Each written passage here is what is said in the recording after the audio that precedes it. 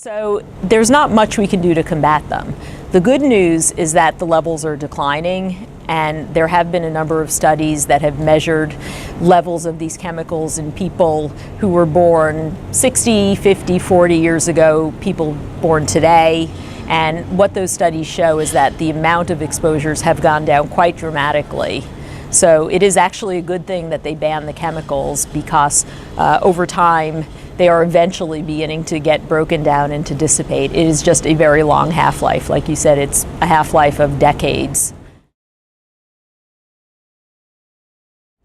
It's a complicated question because we're exposed not just to PCBs, but to many different kinds of chemicals throughout our lives.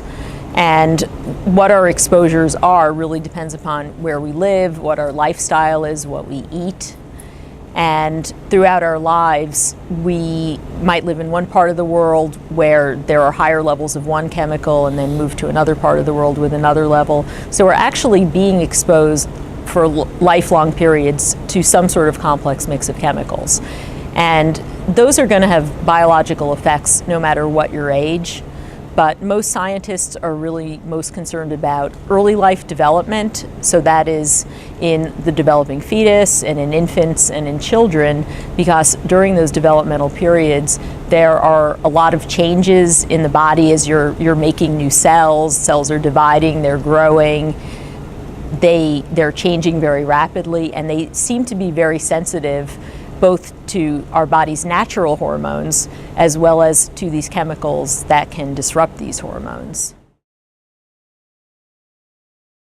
What we've learned over about the last 10 years with endocrine disruptors is that exposure, and again, a lot of it is during early development when we're embryos and our developing ovaries and testes are developing, and all the little cells that are eventually going to become the sperm and the egg cells. What we've learned is that exposures to even pretty low doses of endocrine disruptors during those developmental periods change the egg and the sperm cells in a way that when those fetuses grow up and they become parents, these disrupted traits can sometimes be passed to their children and then to their children's children.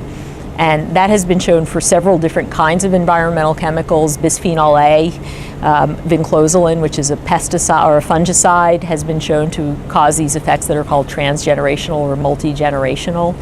So I think there's a real object lesson here, which is that first of all, we have to get rid of exposures now.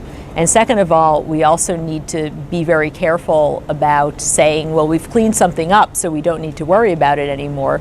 But actually, that biological change has already happened in our bodies. Yeah, that's a good question. Where do we go from here?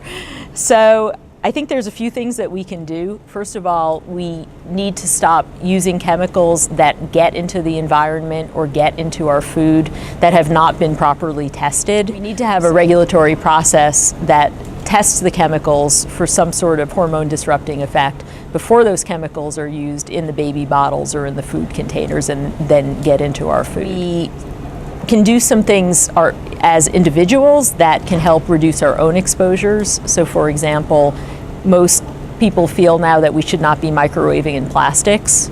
I'm not morally opposed to plastics. I have plastics in my home, but I don't microwave in the plastics. And I think that we can also wash fruits and vegetables to remove pesticides, try to eat more organic food, try to have a healthier lifestyle, and we can actually significantly reduce our exposures that way.